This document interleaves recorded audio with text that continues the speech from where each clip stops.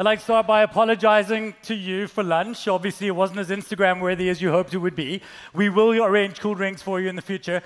But for the rest of you, it could have been worse. It always could have been worse. It could have been one of those set menus.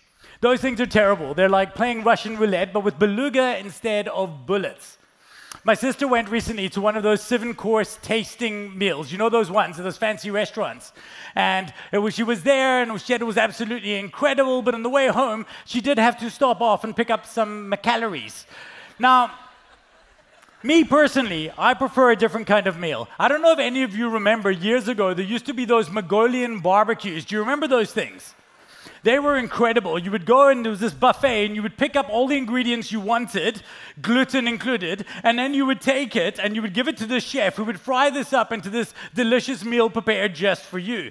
Now, I would take one of those types of meals over a set menu any day of the week. And I can see by some of the nods that many of you agree, which is strange, given that many of us seem to want to take our politics from a set menu. We live in a world in which our ideals have been sold to us in a buy one, get the rest free bundle.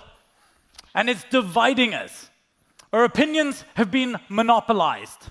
And this has us divided over seemingly weird, incongruent issues.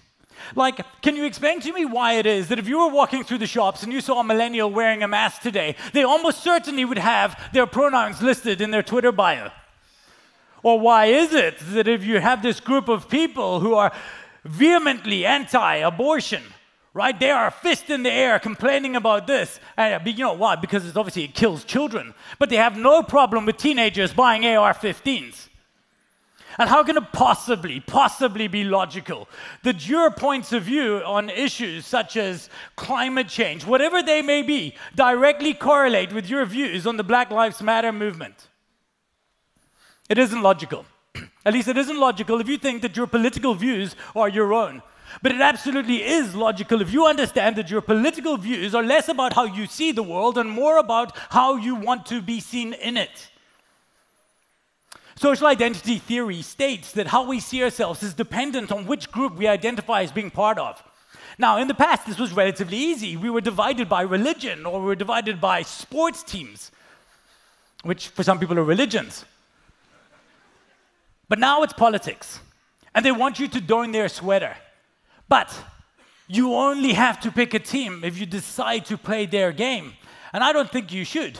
Because you see, once you buy into this group identity, you're more susceptible to just receiving their ideas. And there's a problem with that. Psychologists refer to this as motivated reasoning. And while there is reasoning, it's far, far, far from reasonable. There's a great quote that I read once, and it stated as follows. There's a guy by Mark Skousen, and I agree with him wholeheartedly when he said, "We shall never change our political leaders until we change the people that elect them." And we are being changed, but not of our own accord.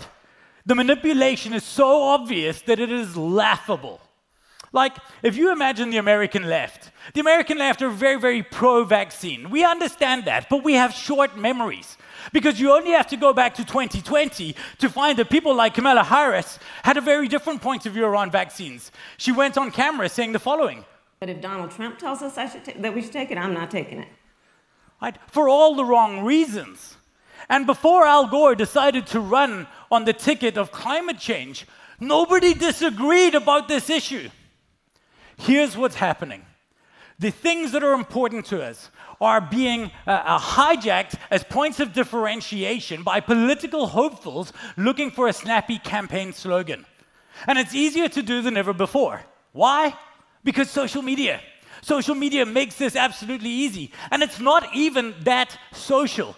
It's just media. And media's job is to divide and conquer. I'll tell you why that is. It's because our anger has been monetized. John Jost, the kind of head of political and social studies for New York University, he had this to say about the issue. He said, once there were 3 networks that saw it as their responsibility to cover news events in an objective way. Then people realized that they could cover the news in such a way that they could make a profit. They could turn a profit. As a result, we now have more media empires than ever before, and these media empires are profiting off our division. And you could argue that, yes, but we've got more media empires, surely that's a good thing. And it would be, but that's entirely dependent on their intent. And I can tell you this, delivering measured news is at the very, very bottom of an extremely long list of priorities for these people. Obviously, a present company excluded. I don't know, do you guys know Branko? Now, I don't know if Branko can do an Irish accent, I highly doubt it, but if he could, he would be a shoo-in to do Bono in the movie adaptation. But I digress. John Jost went on to say the following. He said, they're making money by energizing polarized audiences. But here's the reality. We're not as polarized as the world thinks we are. The world, according to social media, makes us look like this, like we have completely different issues. But if you step into the real world at a picnic or a braai, you realize that actually what we all have is shared values.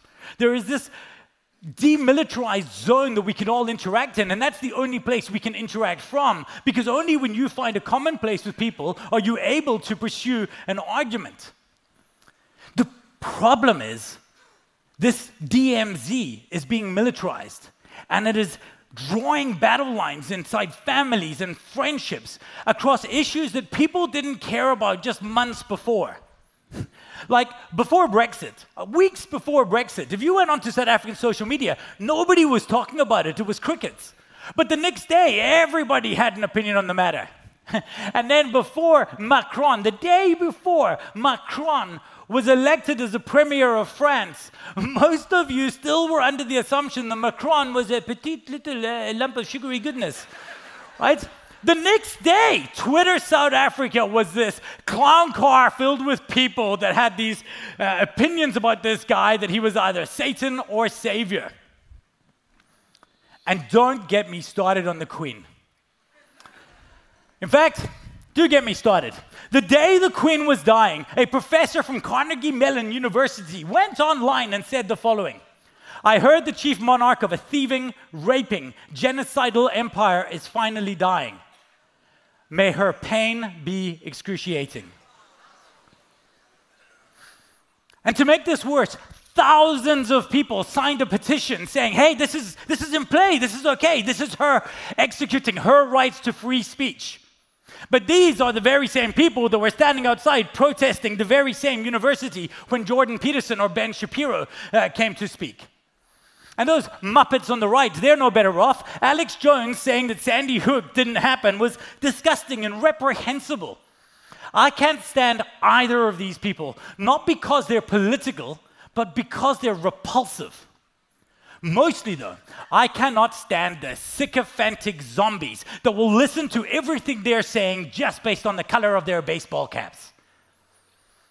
Now, I understand here today that I'm speaking to you about a lot of things that you might say, hey, but this is all American politics.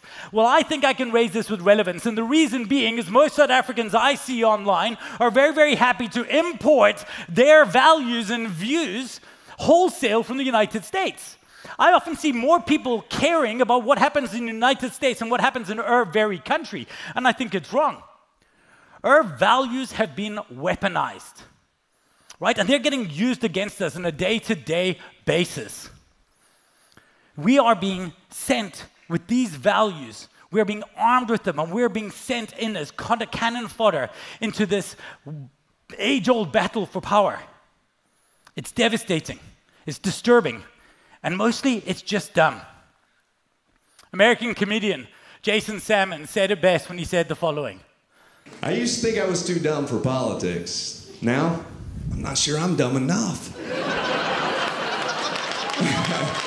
And there are a lot of dumb people when it comes to their politics. The average citizen, turns out, isn't that smart, and this makes them really, really easy prey for the smart conversationalists who are out there controlling the narrative.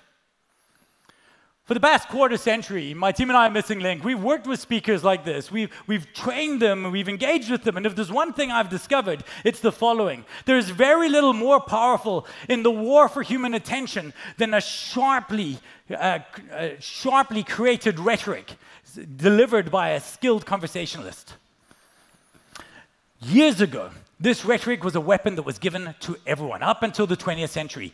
Now, though, this is something that has been limited to just a select few. We need to understand that things have changed. I know that you're the smart group, and you may be right, but please understand that being right doesn't make you smart any more than being smart makes you right. Everything is changing now, right? We're in a different space. Our opinions have been monopolized. Our anger has been monetized, and our values have been weaponized. We are in a dark, dark space, but we don't have to stay there. It turns out that we can flick the switch. We can change things, but we have to take control of the narrative. So, to hell with your politics. In fact, that's unfair, because some of you genuinely mean well. To hell with the legacy-filled political ideals that are forcing you to play a manipulative game with us in order to make the changes that you want to make. It turns out there are better ways. We only have to look at places like Switzerland, along with their clocks and chucks. They brought us a system of direct democracy where citizens stand there voting on issues on a case-by-case basis. It's imperfect, but it's interesting. Or we could go to Taiwan. Their last two premiers have been unaffiliated to political parties. Their premier, when she was in her inauguration, she had this to say. She said, before democracy was seen as a clash between two opposing values, but from now on, democracy must become a conversation between many diverse values.